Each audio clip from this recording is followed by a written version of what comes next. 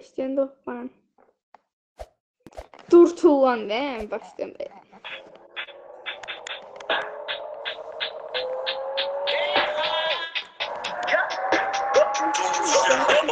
Kutuzluyu karela, kapalıdan mareka, yanımızdan insa, koparası karela, havalı hikaya, kutuya da pırlanta, kırıcı sıradan, aşkı bonita,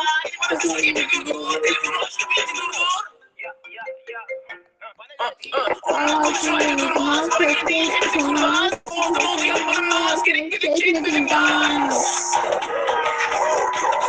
Çıkmam gerekiyorum, ben çıkmam gerekiyorum, ben çıkmam gerekiyorum, ben çıkmam gerekiyorum. Çıkmam gerekiyorum, ben çıkmam gerekiyorum. Ama çıkmam yok, çıkmam yok, çıkmam yok. Beni korur anadan, tank etti sonradan, vurdum onu kafadan. Komadan, kaçmış ki saldırdım. Tüm erkekleri saldırdım. Kulağım kokuşun karekar, yanımızda mantıklar, yanımızda manita, koparası karekar. Hala küçüğe de kırmızı, sıradan aşk oldu manita.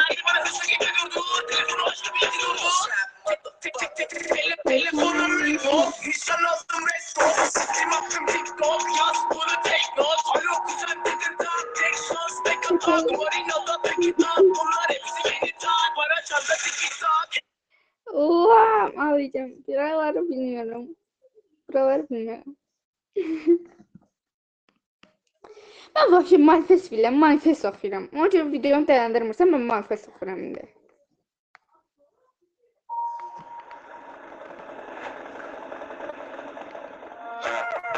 Bunu oxumuşam.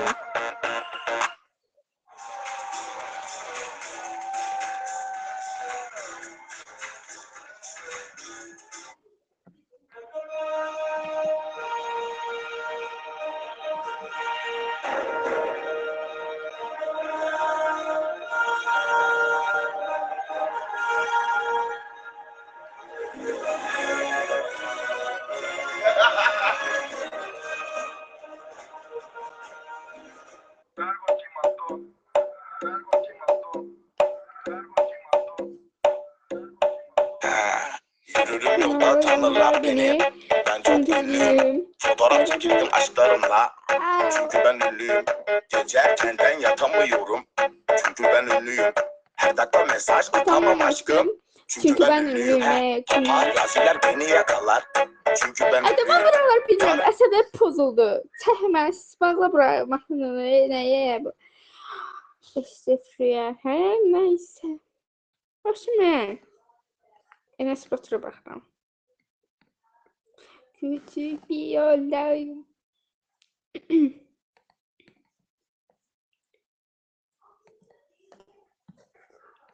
Esas kızın uzaylı çıkması bize aldı hocam bize. Biliyorsun ben hiç kocunmam. Hemen ver sahneyi bugün yapalım. Hayır, oyun alamıyorum.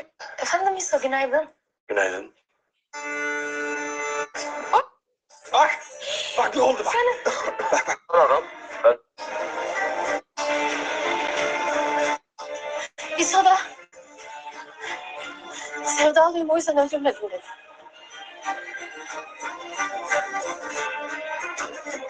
Kim öldür nasıl geleyim ya? Kocunu öldüreceğim. Kulağı yok öldürmeyecek. Hakikaten dayağı atıyor sadece. Tamam en aksi. Tamam yeter. Orası tamam. Ben sana nasıl geleyim ya? Ben sana nasıl geleyim ya? Nasıl geleyim ben sana?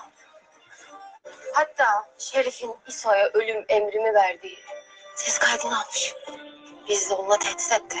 Eğer Koçeri'de yaşarsanız abimimizi gösteririm diye.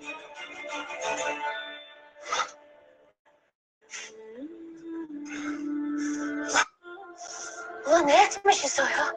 Bir de vurarsın kocam. Ne etmiş İsa? He?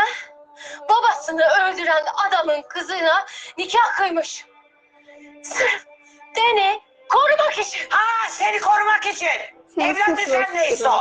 Şimdi sen de İso'yu korumak için. Fadime ilk köylüler toplanınca adil Koçer Şerif'in cezasını keserken hemen bu kaydı hoparlöre verecek.